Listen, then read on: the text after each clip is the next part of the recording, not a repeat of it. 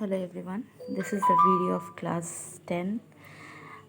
We are starting with the chapter A Letter to God. Okay, now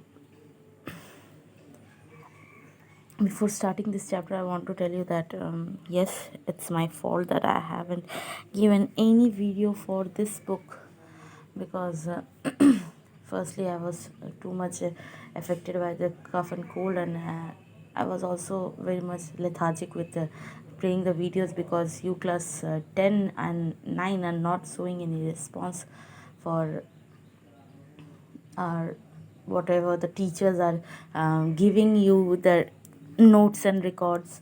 And I haven't got even the what do we say, copies for checking.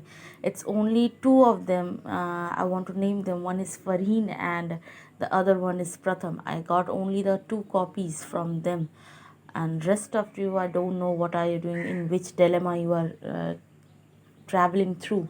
But I'm telling you that if you are not going to pay attention, or if you are not going to be attentive with all these notes and everything, I know that you are very much intelligent, but still we think so that too much intelligence may harm you. So be attentive. I just can request you all for this, but nothing else. Okay, we are starting with a chapter that is A Letter to God.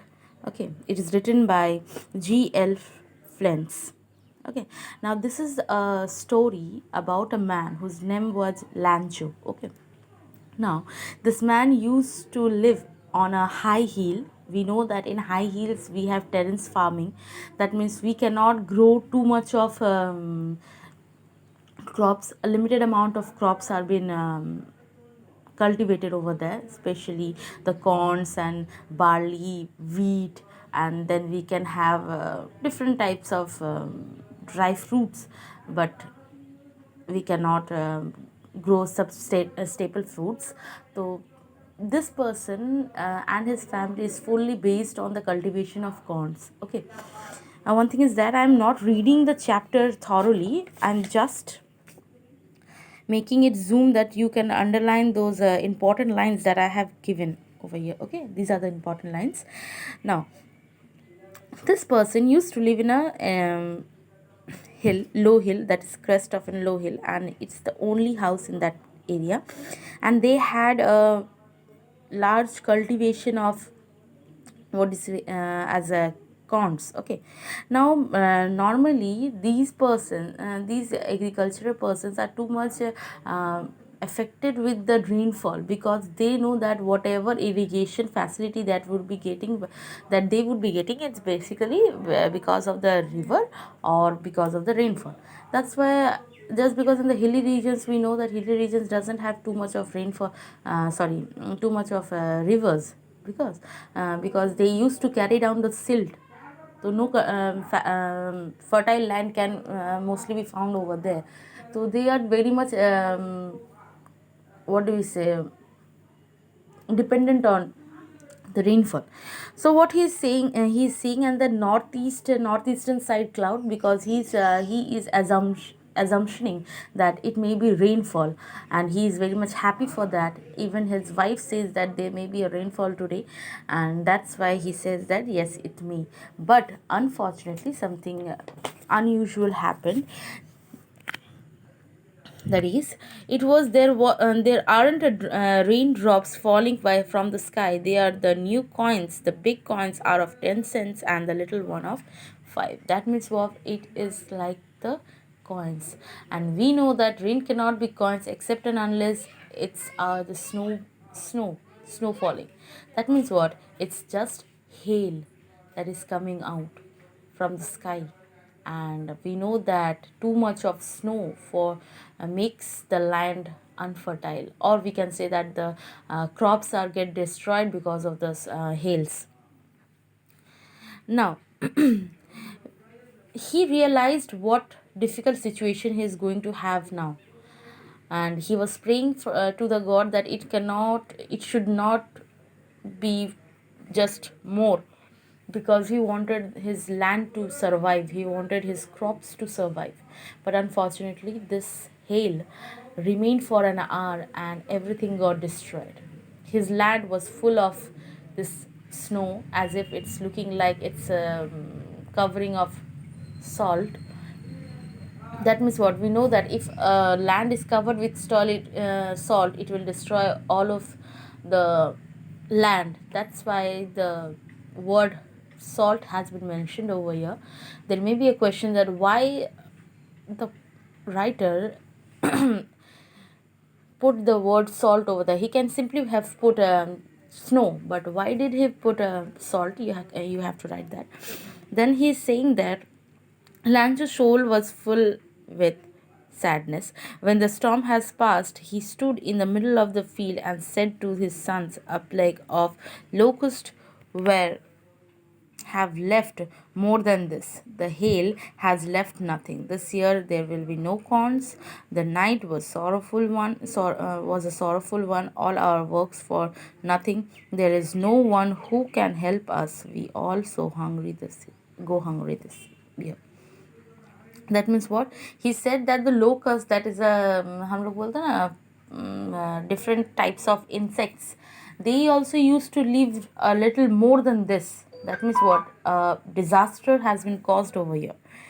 Now, as every person in our life, we know that whatever happens, we used to blame God, or we used to request God for help us to come over it. Similarly, here Lancho also had a hope from this God. He, that's why, tried to make an appeal to God for helping him. Okay, that's why he started to write a letter on a following Sunday in the daybreak. He gave he gave a letter where he carried a mail, and himself nothing was written. So then a letter to God. He wrote over there that his family and he will go through hunger if he God is not going to send money for him to cultivate again in that land and can have a livelihood, a proper livelihood. And he also took the trouble to take that letter to the post office and put over there with a stamp. Okay.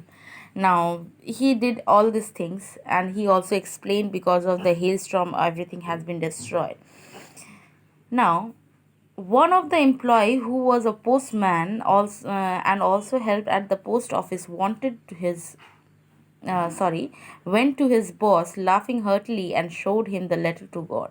Never in his career as a postman he knew this address. The postmaster, a fat, amiable. What do you mean by amiable? That means he's acceptable by every person. That is, he is a nice character fellow, also broke out in laughter, but almost immediately he turned serious and tapped the letter on the desk, commenting, "What faith! I wish I had the faith of the man who wrote this letter," starting up a correspondence with God. That means what? The postmaster and the postman both heartily laughed on this letter, because normally we also don't write any letter because we don't know the actual address of God. But this man, that Lancho, wrote a letter because he has a full faith on God. That's why he wrote the letter, and this made them laugh. But this postmaster said that it would be very grateful for himself. He would be grateful from his side if he can restore this faith of Lancho in behalf of God. In behalf of God, if he can restore that faith. That's why what he did, he called his friends. He called his friend in that post office. He told them to give money as much as they can. He also gave half of his salary, and about 70 cents he could gather. And then he wrote a letter, not a letter, only a paper with a signature of God, and in an envelope he put the address of Lancho, and he made this envelope full of 70 cent